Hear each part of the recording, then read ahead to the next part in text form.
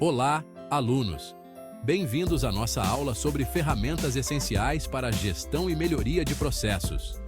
Você já se perguntou como grandes empresas conseguem identificar e resolver problemas complexos de forma eficiente? Ou como elas priorizam ações em um ambiente cheio de desafios? A resposta está em um conjunto de ferramentas poderosas que vamos explorar hoje. Nesta aula, vamos mergulhar no mundo fascinante das ferramentas de gestão que revolucionaram a forma como as organizações abordam problemas e melhoram seus processos. Vamos descobrir como essas ferramentas podem transformar a maneira como você vê e gerencia sua organização, seja ela uma grande corporação ou um pequeno negócio. Preparados para essa jornada de conhecimento? Então vamos lá! Ao longo desta aula, você vai aprender não apenas o que são essas ferramentas, mas também como aplicá-las na prática, quais são suas principais vantagens e, o mais importante, como elas podem ser um divisor de águas na gestão moderna. Mas antes de entrarmos nos detalhes, quero fazer uma pergunta para vocês refletirem. Quantas vezes você já se viu em uma situação onde havia tantos problemas que você não sabia por onde começar? Ou quando você resolveu um problema, mas ele continuou voltando porque você não acordou a causa raiz? Pois é, as ferramentas que vamos estudar hoje são justamente as soluções para esse tipo de situação. Ao longo desta aula, exploraremos casos reais, veremos exemplos práticos e, ao final, você terá em mãos um conjunto de ferramentas poderosas para aplicar em sua vida profissional e pessoal. Então, prepare-se para uma aula que vai muito além da teoria. Vamos entrar no mundo prático e transformador da gestão e melhoria de processos.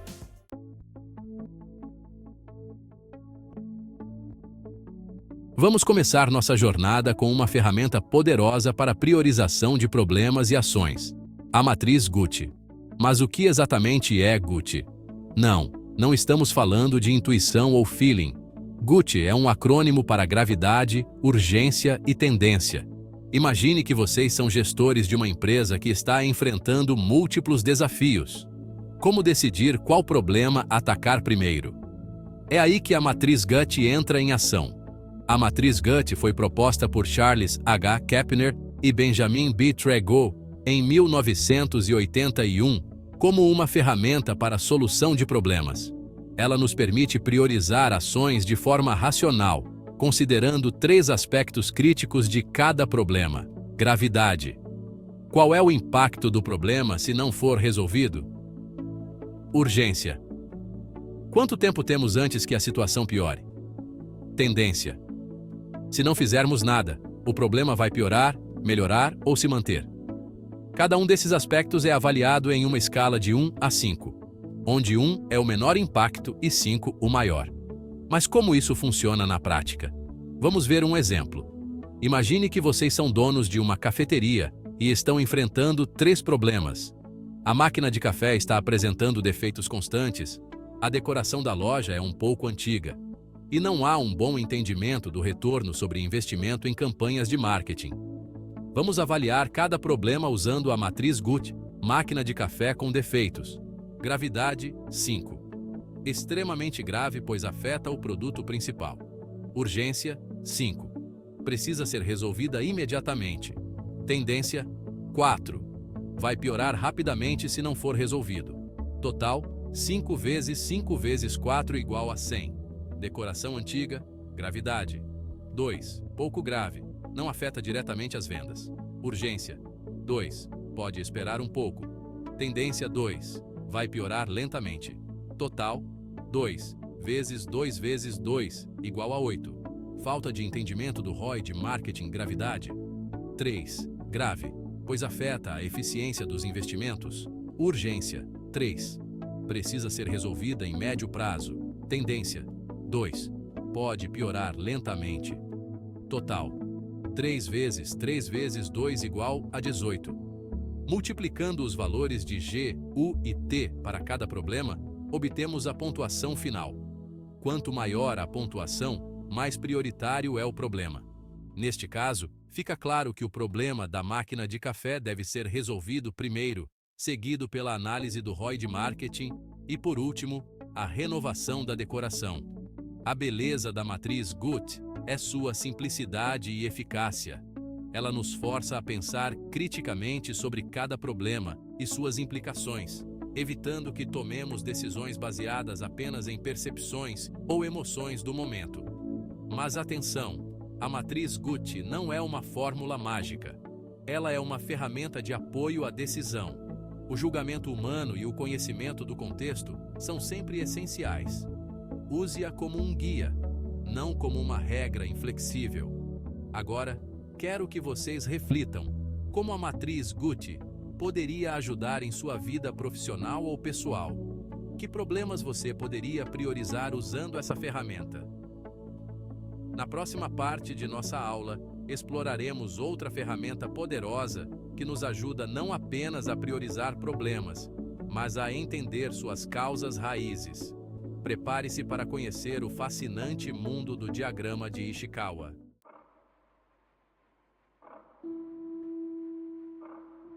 Agora que aprendemos a priorizar problemas com a matriz GUT, vamos dar um passo adiante e descobrir como identificar as causas raízes desses problemas. Para isso, vamos conhecer uma ferramenta fascinante chamada Diagrama de Ishikawa, também conhecida como Diagrama de Causa e Efeito ou Diagrama Espinha de Peixe. Mas por que tantos nomes? Bem, quando vocês virem o diagrama, entenderão o porquê do nome Espinha de Peixe. O Diagrama de Ishikawa foi criado pelo engenheiro químico japonês Kaoru Ishikawa, na década de 1960. Seu objetivo é simples, mas poderoso: fazer as pessoas pensarem sobre todas as possíveis causas de um problema, não apenas as mais óbvias. Imagine que vocês são detetives investigando um crime. O crime é o problema e você precisa descobrir todas as possíveis suspeitas e motivos. É exatamente isso que o Diagrama de Ishikawa nos ajuda a fazer nos nossos processos organizacionais. Vamos ver como ele funciona na prática. Digamos que estamos enfrentando um problema de peças cortadas erradas em uma fábrica. Este será o nosso efeito ou problema principal. O diagrama é estruturado como um peixe.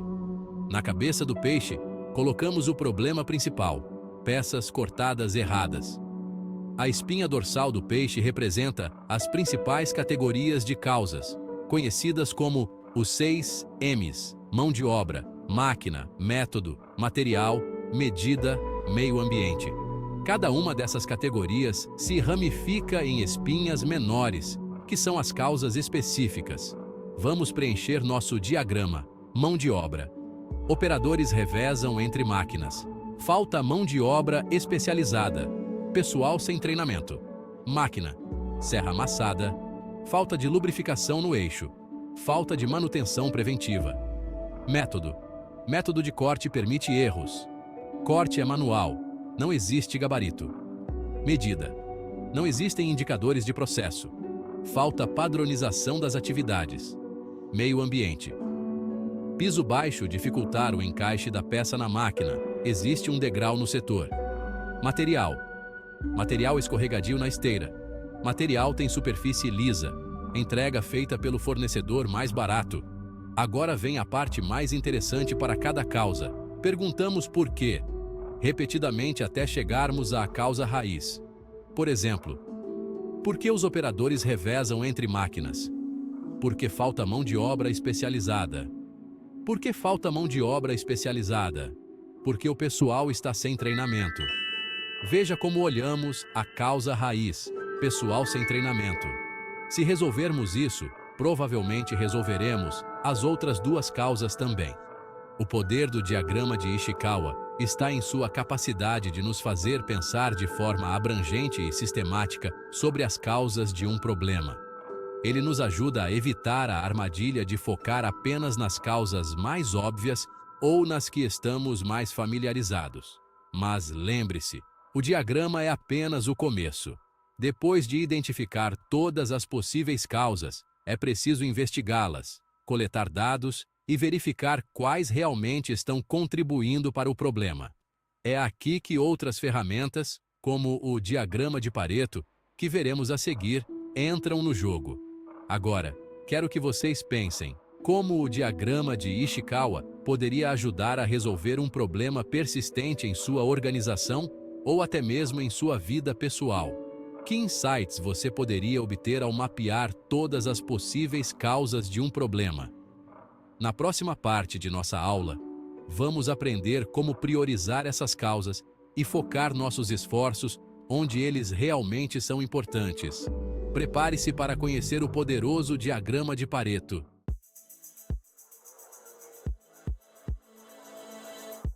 Agora que aprendemos a identificar as causas de um problema com o diagrama de Ishikawa, vamos dar mais um passo em nossa jornada de resolução de problemas. Imagine que você identificou várias possíveis causas para um problema. Como decidir por onde começar? É aí que entra o diagrama de Pareto, uma ferramenta poderosa que nos ajuda a focar nos poucos vitais em vez dos muitos triviais. O diagrama de Pareto é baseado no princípio de Pareto, também conhecido como regra 80-20, formulado pelo economista italiano Vilfredo Pareto. Ele observou que 80% da riqueza da Itália estava nas mãos de 20% da população.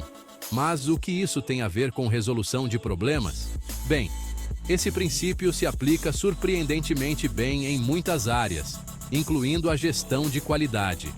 Na gestão de qualidade, o princípio de Pareto sugere que 80% dos problemas são causados por 20% das causas. Isso significa que, se identificarmos e resolvermos esses 20% de causas críticas, podemos eliminar a maioria dos nossos problemas. Incrível, não é? Vamos ver como isso funciona na prática. Digamos que, após usar o diagrama de Ishikawa, identificamos várias causas para o problema de peças cortadas erradas em nossa fábrica. Agora, vamos coletar dados sobre a frequência de cada tipo de falha. Rebarbas, 445 ocorrências. Diâmetro menor, 234 ocorrências. Diâmetro maior, 178 ocorrências. Sem usinagem, 156 ocorrências. Outros, 8 ocorrências. Total, 1.021 ocorrências. Para criar o diagrama de Pareto, seguimos estes passos. Ordenamos as falhas das mais frequentes para as menos frequentes. Calculamos a porcentagem de cada falha em relação ao total. Calculamos a porcentagem acumulada. Criamos um gráfico de barras com as falhas no eixo X e a frequência no eixo Y. Adicionamos uma linha de porcentagem acumulada. O resultado é um gráfico que nos mostra claramente onde devemos focar nossos esforços. Verbas, 43,6%. 43,6% acumulado.